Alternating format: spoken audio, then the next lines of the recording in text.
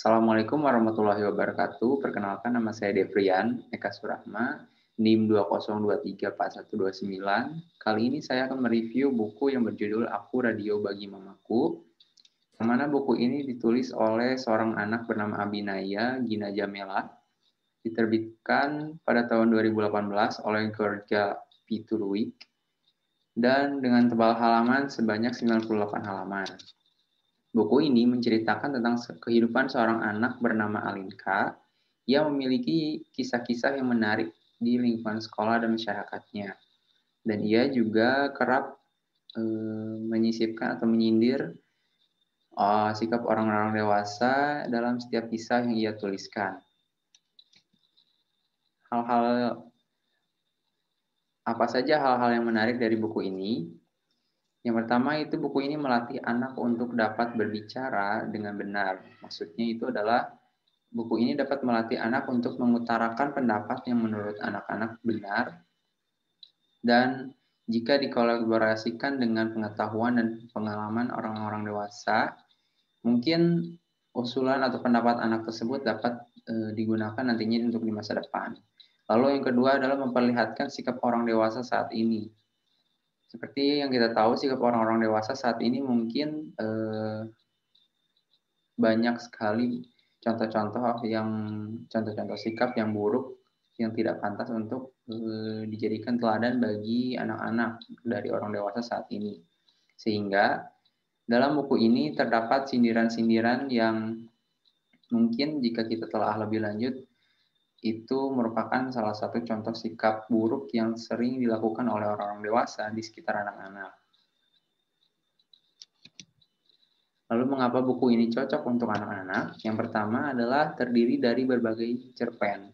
Buku ini tidak sama dengan buku anak seperti pada umumnya yang hanya memiliki satu cerita saja, satu latar saja, dan satu kesimpulan saja. Tetapi buku ini memiliki 10 cerita pendek yang isinya berbeda-beda dengan latar yang berbeda pula. Lalu yang kedua hanya menceritakan satu tokoh saja. Meskipun buku ini terdapat 10 cerpen yang berbeda, namun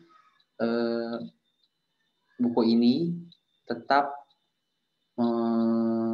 membicarakan satu tokoh saja, yaitu Alinka. Alinka ini merupakan seorang anak yang memiliki pandangan tersendiri atau memiliki pemikiran kritis terhadap kejadian-kejadian yang ada di sekitarnya.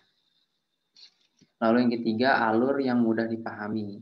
Tentunya dalam buku anak kita harus menyajikan cerita yang memiliki alur yang mudah untuk dipahami oleh anak. Meskipun kita menggunakan kosakata yang cukup rumit, tetapi alangkah lebih baiknya kita menyajikan cerita dalam buku tersebut dengan alur yang mudah untuk dipahami. Salah satunya buku ini. Buku ini juga memiliki alur yang mudah dipahami oleh para pembacanya, termasuk anak-anak dalam kategori tahap membaca mahir. Lalu ada aspek buku anak. Terdapat beberapa aspek perkembangan anak dalam buku ini, diantaranya yang pertama itu adalah aspek kognitif. Aspek kognitif dalam buku ini membuat para pembaca, khususnya anak-anak, untuk berpikir kritis dalam memahami inti dari cerita yang disajikan dalam setiap babnya. Lalu yang kedua ada aspek sosialisasi dan bahasa. Dalam buku ini juga menumbuhkan atau mengajak anak-anak untuk memiliki rasa empati dan juga tolong-menolong kepada sesama manusia atau sesama makhluk hidup lainnya untuk saling menjaga satu sama lain. Lalu ada analisa buku anak.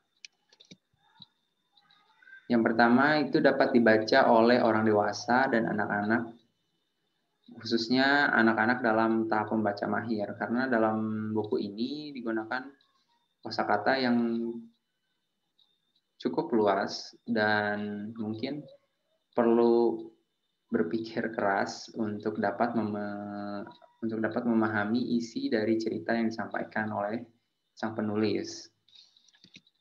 Lalu yang kedua adalah ramah gender. Buku ini tidak memiliki sudut pandang gender apapun. Jadi dapat dimasuki oleh gender apapun. Jadi dapat dibaca atau dapat diberikan sudut pandang sebagai laki-laki ataupun perempuan, itu tidak masalah, karena ini sudut pandangnya adalah kehidupan anak-anak, jadi tidak harus memiliki sudut pandang salah satu gender saja. Lalu yang ketiga itu adalah penanaman simpati dalam contoh kejadian. Dalam buku ini terdapat penanaman simpati dalam salah satu contoh kejadian. Dalam setiap cerpen tentunya memiliki salah satu contoh kejadian yang dapat diambil nilai moralnya, meskipun buku ini tidak memiliki nilai moral, tapi kita sebagai pembaca dapat menyimpulkan sendiri nilai moral seperti apa yang dapat dijadikan penanaman simpati dalam dalam diri anak-anak.